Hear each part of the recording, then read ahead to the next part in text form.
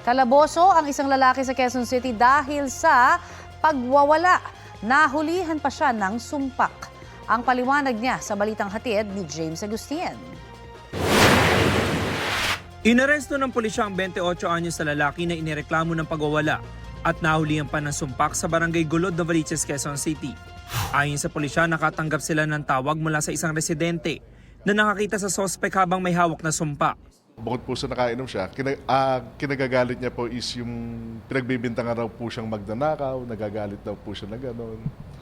May kaaway po siya na nagwawala po siya. Nakuha sa lalaki ang sumpak na kargado ng bala. Ipapaverify rin po natin sa IBIS din po kung nagamit rin po yung firearms na yon. At konektado rin po sa ibang krimen. Nakakulong ang sospek sa Novaliches Police Station na aminado sa nagawang krimen. Pinagbibintahan po ang lakang magnanakaw Tapos, Nagwala po ako.